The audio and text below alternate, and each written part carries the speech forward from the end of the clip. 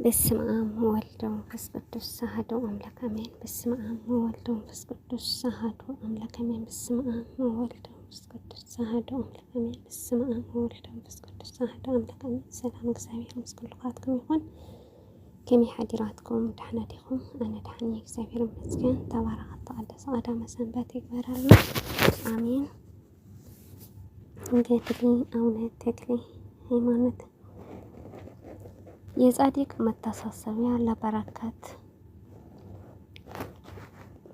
ከሁላችን ሕዝበ ክርስቲያን ይሁን። ኢትዮጵያ የብዙ ቅዱሳን ሀገር ነች። ከእኚህ ቅዱሳን ውስጥ አቡነ ተክለ ሃይማኖት አንዱ ናቸው።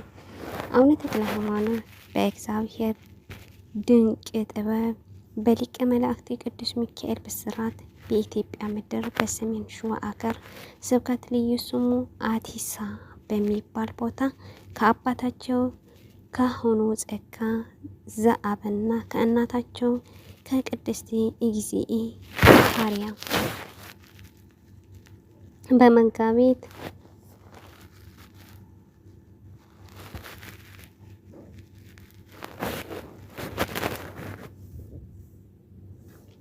ተወለዱ። ቀን ተጸነሱ። ታኅሳስ 24 ተወለዱ። በተወለዱ በሶስተኛ ቀን እሁድ ከጠዋቱ 3 ሰዓት ከእናታቸው እቅፍ ወርደው አሃዱ አብ ቅዱስ አሃዱ ወልድ ቅዱስ አሃዱ ውእቱ መንፈስ ቅዱስ አሃዱ አብ ቅዱስ ነው፣ አንዱ ወልድ ቅዱስ ነው፣ አንድ መንፈስ ቅዱስ ነው በማለት ሥላሴው አመሰግነዋል። አቡነ ተክለ ሃይማኖት በሰባተኛ ዓመታቸው ከግብፃውያን አቡነ ቄርሎስ ዲቁና ከተቀበሉ በኋላ እግዚአብሔር በክህነት ሕዝቡ እንዲያገለግሉ መረጣቸው። ዩዲት ጉዲት መንግስቱ ይዛ በክርስትና ላይ ከዘመተች በኋላ ሰሜኑ እና ደቡብ ተቆራርጧል። የሀሳብ ልዕልና የሚያመጣ የመንፈስ ልዑል ተዳክሟል። ለዚህም ኢትዮጵያ የሚያውጁ ኢትዮጵያውያን ሃይማኖት አባቶች ያስፈልጋል ነበረ። አቡነ ተክለ ሃይማኖት ከአባታችን እረፍት በኋላ ቅስና ከአቡነ ቄርሎስ ተቀብሎ በጽላሽ አካባቢ በክህነት ከአባታቸው ጋር አገልግለዋል።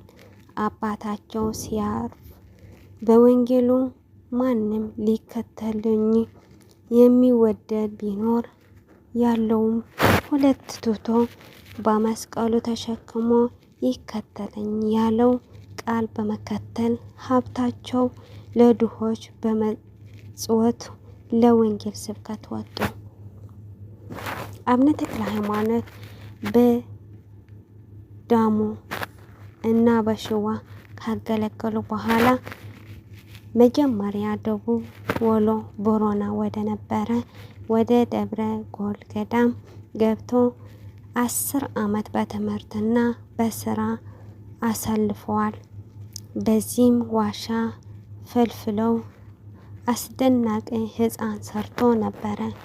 ጊደል አቡነ ኢየሱስ ሞዐ እንደሚለው አቡነ ተክለ ሃይማኖት ወደ ሐይቅ የገቡ በ30 ዓመታቸው ነው። ይህንን የሚያሳይ በሸዋና በወላይታ ያገለገሉ ገና በወጣትነታቸው ጊዜ በመሆኑ ነው። አቡነ ተክለ ሃይማኖት በሐይቅ ከመንከሳቸው በፊት 7 ዓመት ከመነከሱ በኋላ 3 ዓመት በትምህርት በስራና በአገልግሎት ቆይተዋል።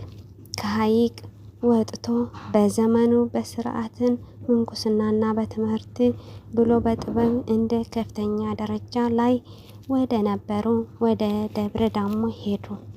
በዚህም ከአቡነ ዮሐንስ ዘንድ መንፈሳዊ ትምህርት፣ ስርዓተ ምንኩስና እና ጥበብ እንዲማሩ 7 ዓመት አሳለፉ። ያነጹ ፍልፍል ድንጋይ ዋሻ በመጽሐፍ ሲጻፍ ቀለማቸው ያስቀመጠባቸው የነበሩት ሽንቁሮ ዛሬም በደብረ ዳሞ ማየት ይቻላል። ቀሪዎች 5 ዓመታት ሌሎችም የትግራይ ገዳም እየተዘዋወሩ ሲመለከቱ ቆይተዋል። ከሸዋ ከወጡ በ22 ዓመት እድሜያቸው 52 ሲሆኑ ስለበለጠው ክብር እና ራዕይ በግብጽ በኩል ወደ ኢየሩሳሌም ተሻገሩ። ከኢየሩሳሌም ሲመለሱ በሐይቅ በኩል አድርገው ደብረ ጎል ተሳልመው በሚዲያና በመሪሃ በቤተ በኩል ወደ ሸዋ በመምጣታቸው ከዮዲት ዘመን በኋላ በመንፈሳዊ ሕይወት የተጎዳውን ሸዋ እና ደቡብ ኢትዮጵያ በመዘዋወር ለ10 ዓመታት ያህል አስተምረዋል። አቡነ ተክለ ሃይማኖት ተግተው በማስተማራቸው የእኛ ሁሉም ነቃ፣ የደከመው በረታ፣ የጠፋው ተገኘ። በስብከታቸው እንደገና ለኒቃው ለመልከኛው እና ለደቡብ ኢትዮጵያ ሐዋርያት ለመፍራት እንዲችሉ አንድ ገዳም ለመመስረትና ደቀ መዛሙርቱ ለማስተማር አሰቡ እና ወደ ደብረ አስቦ ገዳም ገቡ።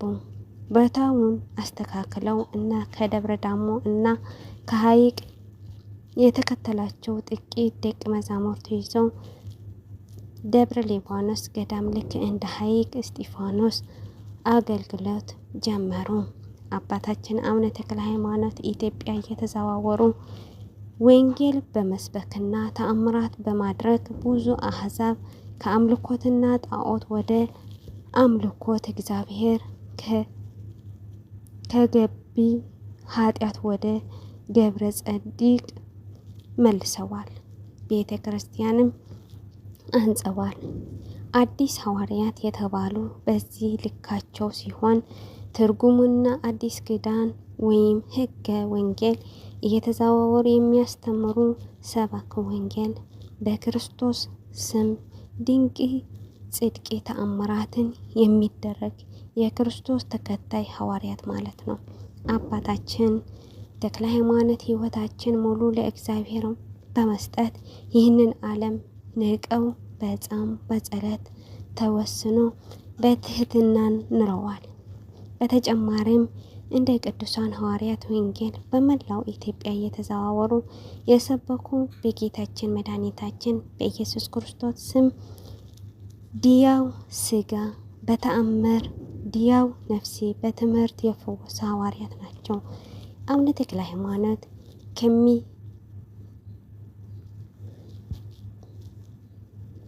ከምታስባቸው በዓል መካከልም ታኅሳስ 24 ቀን የሚከበሩ በዓል ልደታቸው አንደኛ ነው። መጽሐፍ ስንክሳር ዜና ልደታቸው ሲናገር አዲስ ሐዋርያት በማለት በክብር ተጠርተዋል። ጌታችን መድኃኒታችን ኢየሱስ ክርስቶስ ለደቀ መዛሙርቱ እና የሚቀበል እኔ ይቀበላል፣ እኔም የሚቀበል የተላከኝ ይቀበላል። ነቢይ በነቢይ ስም የሚቀበል የነቢይ ዋጋ ያገኛል። ጻድቅንም በጻድቅ ስም የሚቀበል የጻድቅ ዋጋ ያገኛል። ማንም ከዚህ ታናሳችሁ ለአንዱ ቀዝቃዛ ጽዋ ብቻ በደቀ መዛሙርቱ ስም የሚያጣ እውነት እላችኋለሁ ዋጋ አይጠፋ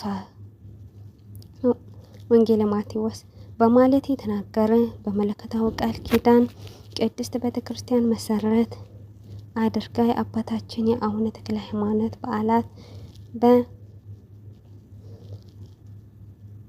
በመጋቢት 10 ቀን ጽንሰታቸው፣ ታኅሳስ 24 ልደታቸው፣ ጥር 24 ቀን ደግሞ ሰባህ በማህፀናቸው፣ ግንቦት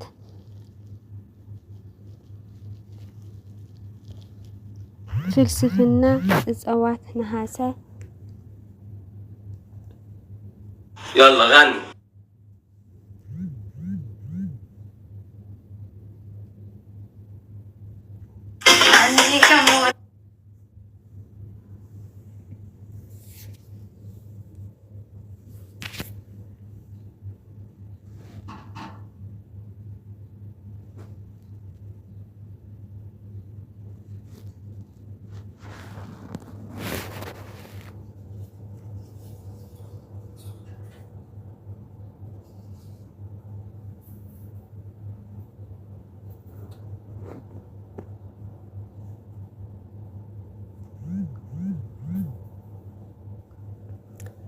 እሺ ይቅርታ ኩራቴ ማለት ነው።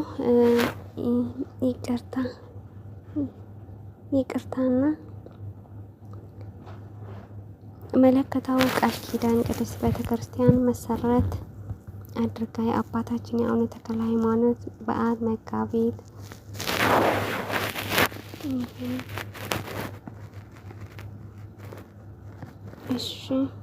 ዕለት ዕረፍታቸው በመንፈስ ስርዓት በደስታ ታከብራል። የጻድቁ መታሰቢያ ለበረከት ነው እና ወስብሐት ለእግዚአብሔር ወወላዲቱ ወለመስቀሉ አሜን። ወደ አዘነ ጠባ ፈትካ መላእክት ተአረመላይ ስብሐት መንፈስ ቅዱስ ሲሆን ይቅርታ በማእከልና ተአረጸ ነይሩ እና ካሊእ ጊዜ ብካሊእ እስካብ ዝመጽእ እስካብ ሽዑ ሰናይ ጸኒሕ ጊዜ ይሆነልኩም።